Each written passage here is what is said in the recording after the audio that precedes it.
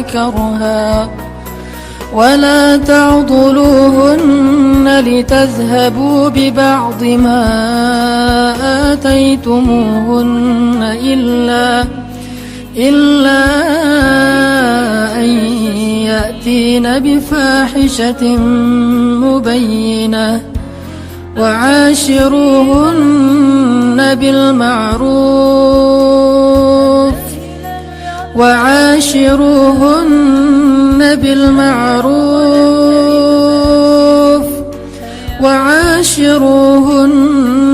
بالمعروف فإن كرهتموهن فعسى أن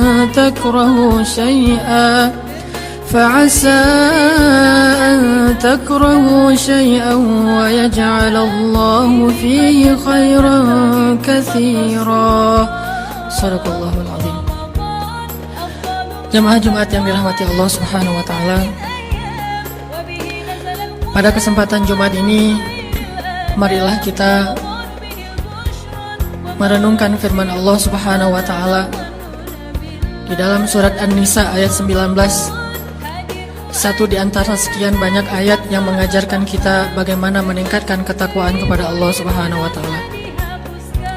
Pada kesempatan ini kita akan mengangkat sebuah tema yang penting sekali bagi kita semuanya. Terutama tema ini sangat tepat dibawakan dalam majelis sholat Jumat karena hampir seluruh yang hadir adalah laki-laki. Maka marilah kita renungkan bagaimana perintah Allah Subhanahu wa taala kepada laki-laki, kepada para suami agar mereka memuliakan istri-istri mereka. Karena sesungguhnya banyak dari laki-laki kaum muslimin, kita yang mengaku sebagai umat Nabi sallallahu alaihi wasallam, yang belajar tentang hadis-hadis Nabi sallallahu alaihi wasallam, tetapi banyak dari kita yang kadang lalai dan melupakan tentang bab kebaikan seorang suami kepada istrinya, padahal Rasulullah SAW adalah yang paling baik terhadap istrinya. Jamaah Jumat yang dirahmati Allah, sesungguhnya berbuat baik kepada istri itu adalah perintah Allah Subhanahu wa taala di dalam Al-Qur'an. Wa'ashiruhunna bil ma'ruf. Dan perintah ini bermakna wajib, yang artinya tidak boleh seorang suami tidak memperlakukan istrinya dengan baik. Wajib fardu ain bagi setiap suami itu untuk memperlakukan istrinya dengan baik dan memuliakannya. Wa'ashiruhunna bil ma'ruf. Perlakukanlah, bergaullah dengan istri kalian dengan cara yang baik. Ditambah lagi bahwa berbuat baik kepada istri itu juga termasuk di antara perintah dan anjuran dari Rasulullah SAW. Khairukum li ahlikum wa ana khairukum li ahli. Dalam riwayat yang lain, khiyarukum li ahlikum wa ana khiyarukum li ahli. Sebaik-baik kalian wahai laki-laki adalah yang paling baik terhadap istrinya, dan saya adalah yang paling baik terhadap istri saya di antara kalian. Artinya, kebaikan seorang laki-laki itu tidak dilihat hanya di luar rumah. Bahkan kadang kebaikannya di luar rumah kepada tetangganya, kepada temannya, kepada sahabatnya, kepada partner bisnisnya, itu hanyalah kebaikan yang sifatnya basa-basi dan ria'an nas. Sedangkan kebaikan sejati itu terlihat di dalam rumahnya. Bagaimana dia memperlakukan orang yang berada di dalam atap rumahnya, istrinya, anaknya, pembantunya, dan orang-orang yang menjadi tanggung jawabnya. Khairukum li ahlikum. Maka jangan dulu kita mentazkiyah diri kita, menyimpulkan bahwa diri kita sudah baik karena banyak membantu orang lain. Bagaimana pendapat istri kita tentang kita? Apakah ketika istri kita menjawab dengan jujur kepada orang lain tentang suaminya, dia akan mengatakan kita adalah sebaik-baik suami? Sebagaimana seorang sahabiat menikah dengan 3 orang laki-laki yang tiga-tiganya ahli surga. Dan sahabiat ini juga disebut sebagai ahli surga. Namanya Asma bintu Umais. Asma bintu Umais pernah menikah dengan Ja'far bin Abi Thalib. Dan dia mengatakan Ja'far itu sebaik-baik suami. Setelah Ja'far syahid, dia menikah dengan Abu Bakar As-Siddiq. Dan dia mengatakan Abu Bakar itu sebaik-baik suami. Setelah Abu Bakar wafat, dia menikah dengan Ali bin Abi Thalib dan dia mengatakan Ali adalah sebaik-baik suami. Apa pendapat istri kita tentang kita? Itulah penilaian yang paling jujur dan paling objektif yang dikatakan oleh Nabi. Sebaik-baik kalian adalah yang paling baik terhadap istrinya, bukan yang paling baik terhadap orang lain. Lihat di dalam rumah tangganya terlebih dahulu. Dan Nabi SAW kemudian juga mengajarkan, aku adalah yang paling baik di antara kalian kepada istriku. Artinya, kalau kalian ingin menjadi orang yang baik kepada istri kalian, belajarlah dari Rasulullah SAW. Karena sesungguhnya Rasulullah la'ala khuluqin azim, berada dalam akhlak yang paling istimewa dan paling agung.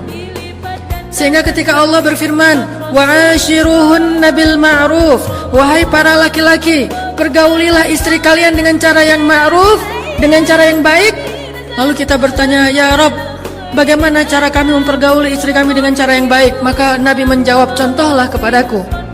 Contohilah Rasulullah dalam memperlakukan istri beliau. Sesungguhnya beliau sebaik-baik teladan dan contoh bagi orang yang beriman. Ada beberapa kisah tentang bagaimana sabarnya Rasulullah terhadap istrinya. Karena dari semua kebaikan suami kepada istri, ada satu kata kunci yang mencakup semua kebaikan suami kepada istri adalah sabar. Menjadi suami yang dermawan butuh kesabaran. Menjadi suami yang penyayang butuh kesabaran. Menjadi suami yang mampu bersabar dalam mendidik atau baik dalam mendidik juga butuh kesabaran. Mungkin salah satu kata kunci untuk menjadi baik kepada istri itu adalah memiliki sifat sabar di atas rata-rata. Ada seorang sahabat bertanya kepada Rasulullah SAW, ya Rasulullah, berapa kali harusnya seorang suami bersabar terhadap gangguan istrinya dalam satu hari? Berapa kali idealnya seorang suami bersabar terhadap istrinya dalam satu hari? Mungkin kata-kata istrinya, mungkin sikap istrinya, mungkin raut wajah istrinya, mungkin ketidaktaatan istrinya, mungkin bantahan istrinya, mungkin. Berapa kali idealnya seorang suami yang solih, suami yang beriman, bersabar terhadap kekurangan istrinya dalam satu hari? Maka Rasulullah SAW menjawab 70 kali. Pertanyaannya, sudah berapa kali dalam sehari kita mendapatkan rasa tidak nyaman dari istri kita? Apakah kita menghitung sampai 70 kali? Seandainya belum 70 kali, maka Nabi seolah-olah mengatakan harus sabar. Ya Rasul, sudah 30 kali, sabar. Ya Rasul, sudah 40 kali, sabar. Sampai 71, maka baru kita boleh mengambil tindakan-tindakan yang diajarkan di dalam surat An-Nisa. Maka kesabaran yang baik, sabran jamila, sabar yang indah yang diajarkan di dalam Al-Quran. Kalau dalam bab suami istri adalah bersabar sebanyak 70 kali dalam sehari terhadap kekurangan dan gangguan istri kepada suami. Banyak suami yang ketika istrinya sekali membuat dia tidak nyaman, dia langsung menjudge bahwa istrinya ini istri durhaka, bahwa istrinya ini tidak taat kepada suami, bahwa istrinya begini dan begitu. Dan yang lebih parah lagi, terlalu mudah mengeluarkan kalimat saya talak kamu, atau kamu pulang kepada orang tuamu, dan seterusnya. Padahal dia belum merasakan kesabaran sampai 70 kali dalam sehari. Dan tidak usah 70 kali, bahkan mungkin 10 kali pun tidak dalam sehari. Lihat bagaimana kesabaran Rasulullah SAW terhadap istrinya. Ada banyak kisah. Salah satunya kisah ketika suatu hari Aisyah ngambek kepada Rasul, marah kepada Rasul. Karena marah kepada Rasul, dan tidak disebutkan dalam cerita itu kenapa marah, tapi kita husnuzon Rasulullah SAW orang yang mulia, Aisyah juga orang yang baik. Mungkin ada kesalahpahaman atau cemburu. Akhirnya Aisyah marah kepada Rasul. Saking marahnya, Aisyah minta untuk diizinkan pulang ke rumah ayahnya, ke rumah Abu Bakar As-Siddiq. Dia ingin mengadukan masalahnya kepada ayahnya, yaitu Abu Bakar As-Siddiq. Kemudian Nabi mengatakan, ya Aisyah, kalau gitu saya temani malam-malam. Akhirnya Rasulullah menemani Aisyah, mengantarkan Aisyah ke rumah Abu Bakar. Sampai di rumah Abu Bakar, Rasulullah, Aisyah, Abu Bakar duduk dalam satu ruangan. Kemudian Abu Bakar bertanya, ada apa ya Rasulullah, ada apa ya Aisyah, apa yang bisa saya bantu? Aisyah dan Rasulullah diam. Kemudian Rasulullah bertanya kepada Aisyah, ya Aisyah, boleh saya ngomong lebih dulu? Bayangin seorang Rasul seorang teladan umat ini, sebaik-baik manusia, bahkan pemimpinnya para anbiya dan rasul, bertanya kepada istrinya, "Ya Aisyah, bolehkah saya ngomong lebih dulu?" Bagaimana Rasulullah memuliakan istrinya? Lalu siapa kita yang merasa lebih mulia daripada Rasulullah untuk malu bertanya hal yang sama kepada istri kita? Apakah dengan melakukan itu kita akan menjadi rendah?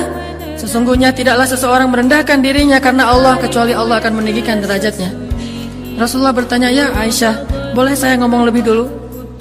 Lalu Aisyah mengatakan, "Boleh, dengan syarat jangan katakan kecuali kebenaran." Kata Aisyah, "Boleh, dengan syarat jangan katakan kecuali kebenaran." Siapa Rasulullah? Siapa orang yang dia katakan itu? Rasulullah, yang tidak pernah berkata kecuali kebenaran. Al-Amin, As-Sadiqul Masduq, orang yang benar dan dipercayai, orang yang diamanah, yang langit saja percaya kepada dia, apalagi bumi.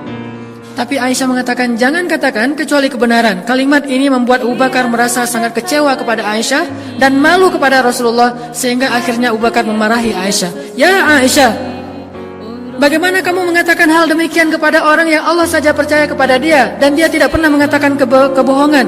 Apakah kamu berpikir Rasulullah akan berbohong?" Ketika Abu Bakar marah dan ingin memukul Aisyah, tiba-tiba Rasulullah menahan Abu Bakar dan melindungi Aisyah di belakang tubuh beliau. Ketika Rasulullah menahan Abu Bakar dan melindungi Aisyah di belakang tubuh beliau, Rasulullah kemudian menegur Abu Bakar dengan mengatakan, "Ya Abu Bakar, bukan untuk ini kami datang ke sini, agar engkau menyakiti istri saya, tetapi kami datang ke sini untuk mendapatkan nasihat darimu." Kemudian Rasulullah menoleh ke belakang sambil tersenyum ke arah Aisyah dan mengatakan, "Ya Aisyah, lihat bagaimana aku membela kamu." Ini kesabaran Rasulullah SAW. Diperlakukan dengan kata-kata yang mungkin bagi seseorang yang merasa dirinya soleh, ahli ibadah, banyak tanggungan, seorang pemimpin, merasa dirinya mulia, ketika istrinya mengatakan hal demikian di depan orang lain dia akan tersinggung. Tapi Rasulullah malah membela Aisyah, lalu tersenyum kepada Aisyah sambil mengatakan, "Lihat Aisyah, bagaimana aku membela kamu." Kemudian mereka kembali ke rumahnya dalam keadaan damai. "Wa'ashiruhunna bil ma'ruf." Perlakukanlah istri dengan cara baik. Kemudian dalam kisah yang lain, bagaimana Nabi orangnya easy going, gak terlalu kaku, gak gampang baper terhadap istri. Dalam sebuah adegan, suatu malam Rasulullah SAW, atau suatu hari Rasulullah SAW sedang duduk bersama Aisyah di rumah. Waktu itu Rasulullah tidur di atas pangkuan Aisyah. Dan hari itu Aisyah baru saja membuat kue khusus buat Rasulullah. Tiba-tiba datang istri Nabi yang lain, namanya Saudah. Saudah ini salah satu istri Nabi yang tua. Datang kemudian bertamu ke rumah Aisyah, duduk di antara Rasulullah dan Aisyah. Karena Saudah waktu itu bertamu, Aisyah berkata kepada Saudah, "Ya Saudah, ini kue buatan saya loh. Coba kamu rasain, coba kamu makan," kata Aisyah kepada Saudah. Saudah ingin menggoda Aisyah dan mengatakan, "Saya tidak akan menyentuh kue itu."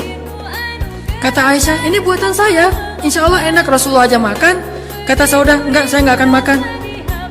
Karena tersinggung, akhirnya Aisyah mengatakan, "Ya Saudah, kalau kamu tidak makan, saya lempari tepung